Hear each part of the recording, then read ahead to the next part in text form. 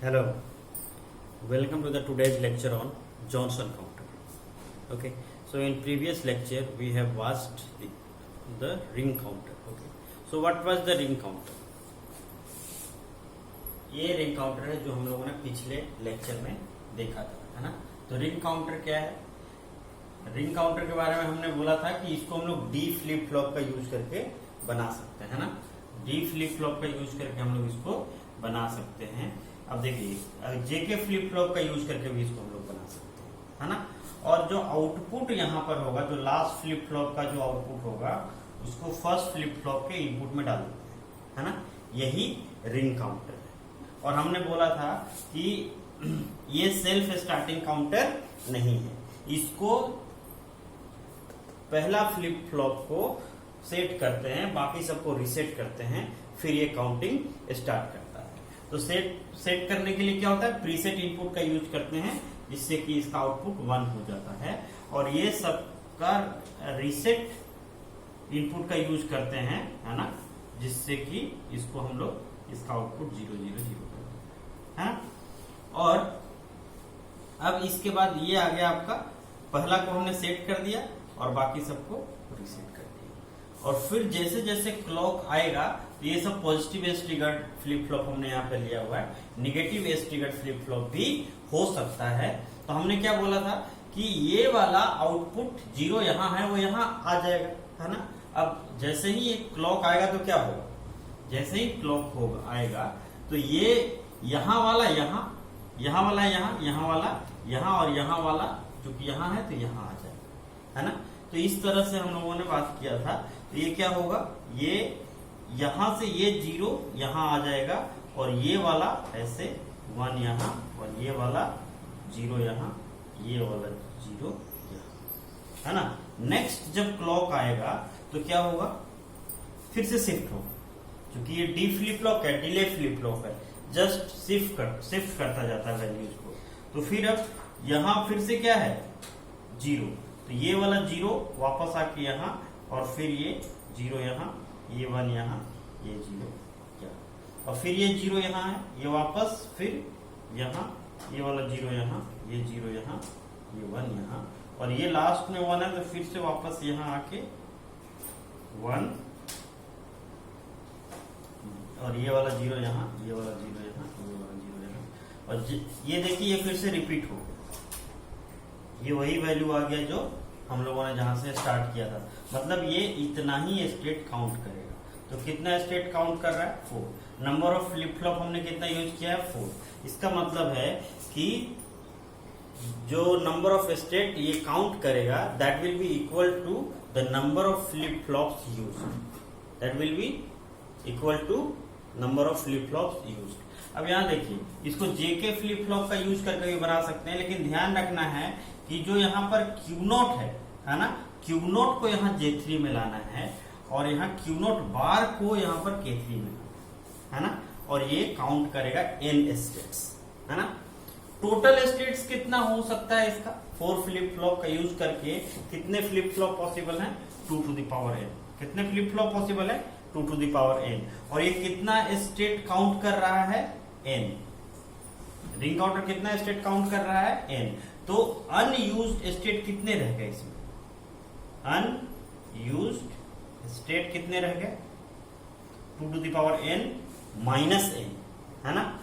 This is a very very important question. ये जो है ना, ये कई बार पूछ चुका है कई एग्जाम्स में कि रिंग काउंटर में लेट अस सपोज अगर n इक्वल टू दे दिया कि 4 है ना, if n is equal to 4, so how many unused states will be there in ring counter। तो देखिए 2 to the power n मतलब 2 to the power 4, 16 minus 4 मतलब 12। इसमें क्योंकि इसमें यूज्ड स्टेट कितने हुए, 4। यूज्ड स्टेट कितने हुए, 4। तो अनयूज्ड स्टेट कितने हो गए, 12। क्योंकि टोटल पॉसिबल जो स्टेट्स हैं, है ना, जैसा कि हम लोगों ने रिपल काउंटर में देखा था 16, है ना। तो इसलिए इसमें ये क्वेश्चन बनता है बहुत अच्छा। अब फिर दूसरा हम लोग जॉनसन काउंटर के बारे में देखते हैं। अब आप बहुत पूछेंगे कि सर आप रिंग काउंटर तो बता ही चुके, दोबारा क्यों बता रहे हैं। बस इसलिए कि जॉनसन काउंटर को समझने में आपको कोई दिक्कत नहीं। अभी आपने क्या किया था, यहां से इसको कनेक्ट किया था, है ना, यहां से ऐसे कनेक्ट कर दिया था, तो ये क्या बन गया था, रिंग काउंटर। क्या बन गया था, रिंग काउंटर, है ना। यहाँ पे Q3 बार, यहाँ पे Q2 बार, यहाँ पे Q1 बार, यहाँ पे Q1, ये रिंग काउंटर बन गया। बस आपको इसको यहां से नहीं कनेक्ट करना, आपको कहां से कनेक्ट करना है, अब आपको यहां से काउंट करना है, कनेक्ट करना है। जो D3 में हमने सीधा Q0 को दे दिया था, अब D3 में Q0 नहीं देके Q0 बार देंगे, बस इतना सा फर्क है। और अब ये क्या हो जाएगा, जॉनसन काउंटर, है ना। ओके। और जब अगर आप इसका यूज करके बनाना चाहते हैं जेके फ्लिप फ्लॉप का, तो हमने क्या किया था, इस Q0 को कनेक्ट किया था J3 से, इधर से, है ना, इसको ऐसे नहीं करना है। अब इस J3 को Q0 बार से कनेक्ट करना है ना, ऐसे। Are you getting my point, है ना। और ये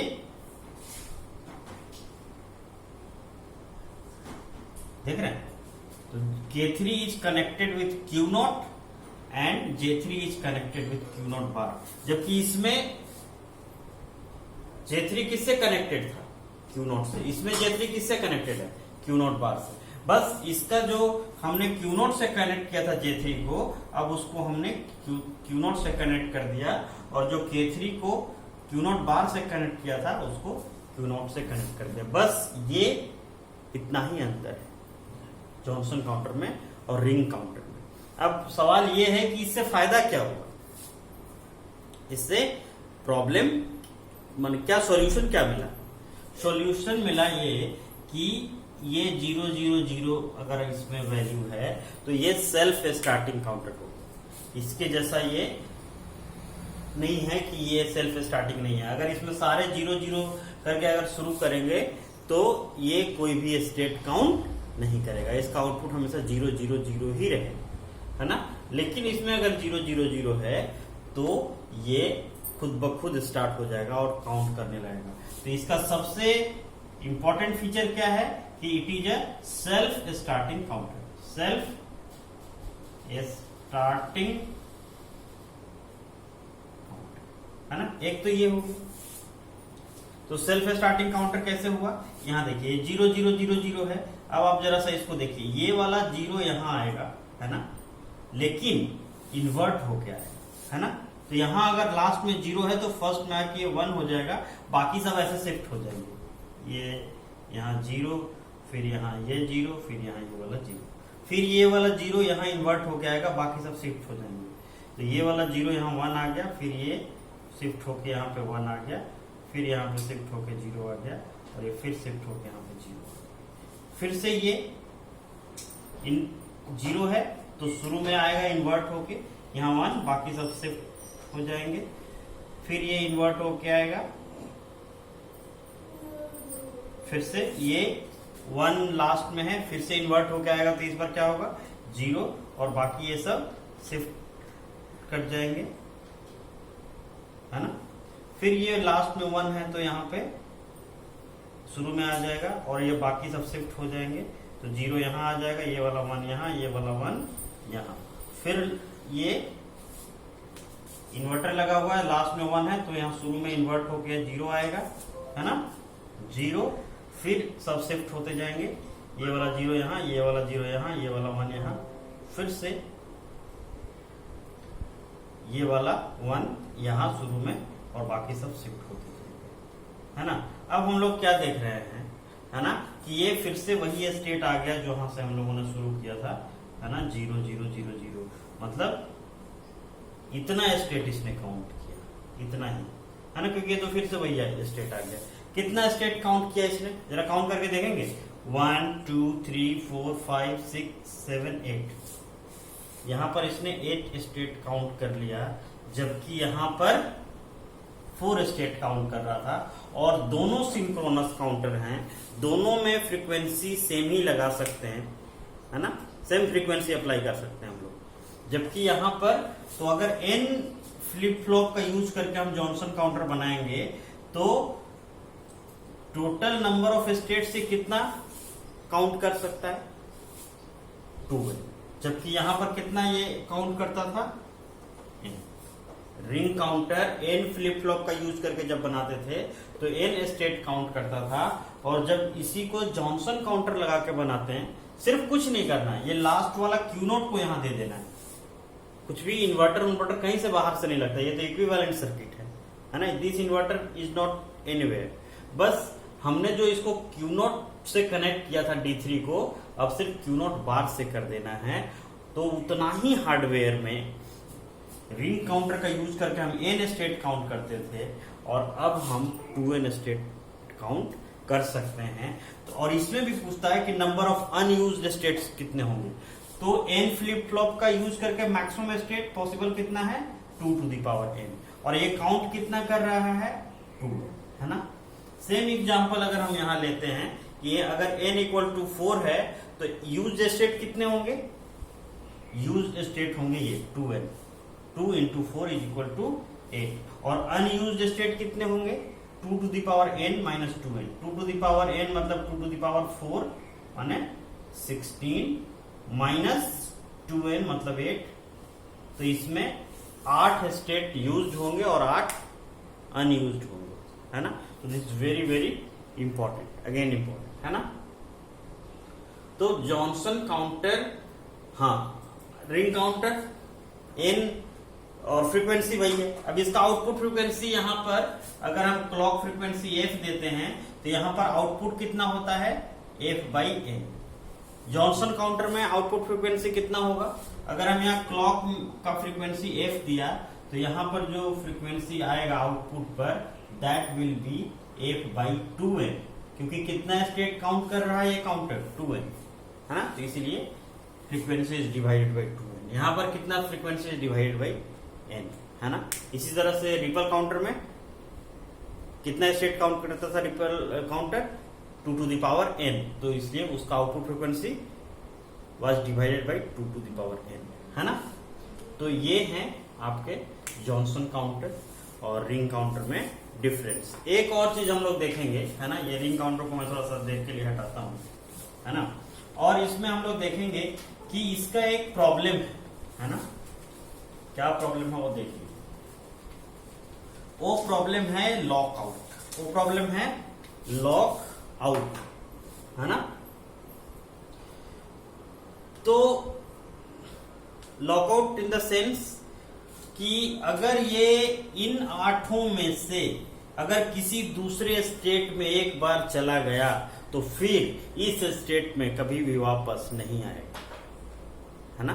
जैसे इन स्टेट से मान लीजिए 1 0 0 1 1 है ना। तो हम यहां पर क्या करते हैं, एक हम लोग ले ले, मान लीजिए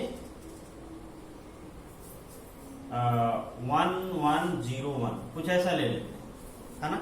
अगर इस स्टेट में ये चला गया, है ना, तो फिर कभी भी इस स्टेट में वापस नहीं आएगा। लेट अस सपोज हम लोग देख लेते हैं क्यों नहीं आएगा, है ना। लेट अस सपोज 1 1 0 1 आ गया और ये है हमारा इन्वर्ट होके यहाँ पे आया है।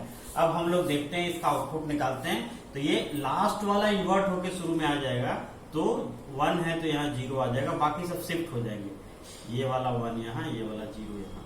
अगेन ये 0 यहाँ इन्वर्ट होके आएगा, तो क्या हो जाएगा यहाँ पर, ये हो गया 1 और ये बाकी सब शिफ्ट हो जाएंगे। तो ये हो जाएगा 0, ये हो जाएगा 1, ये हो जाएगा 1। अगेन ये ऐसे शिफ्ट होके इधर आएगा, तो ये 1 है तो यहाँ पे क्या होगा 0, बाकी ये 1 0 और ये 1। फिर से ये शिफ्ट होके आएगा, ये 0, ये वाला 0 यहाँ, ये वाला 1 यहाँ, ये वाला 0 यहाँ, ये फिर 1 यहाँ, ये 0 यहाँ, ये 0 यहाँ, ये 1 यहाँ। फिर ये वाला इन्वर्ट होके शुरुआत में आ जाएगा, है ना। तो ये आ जाएगा 0, ये आ जाएगा 1, फिर ये 0, ये भी 0। फिर से यहाँ पे क्या आ जाएगा, इन्वर्ट होके आएगा, ये 1, बाकी ये 0 1 0। फिर से इन्वर्ट होके आएगा, है ना।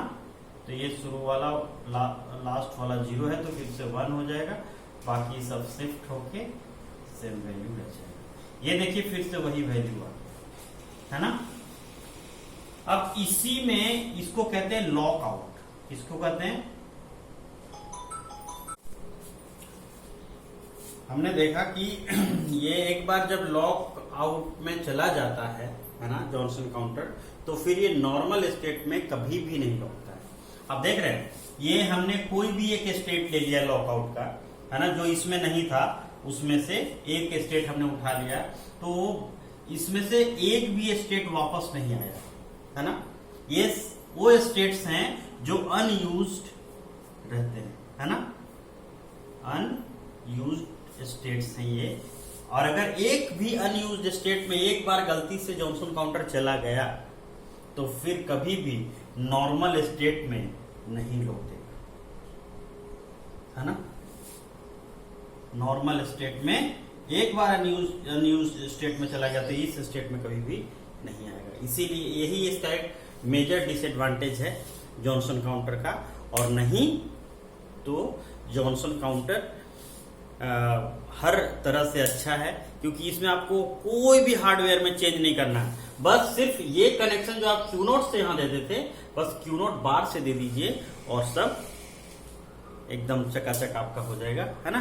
तो इस तरह से आप कर सकते हैं। और ये डबल स्टेट काउंट करेगा, है ना। वो एन स्टेट काउंट करता था, एक 2n स्टेट काउंट करेगा। सेम हार्डवेयर में एक कनेक्शन जो यहां बनाना था अब यहां बना दीजिए, और n स्टेट जो काउंट करता था अब 2n स्टेट काउंट करेगा, है ना। समझ में आया? Okay, thank you very much.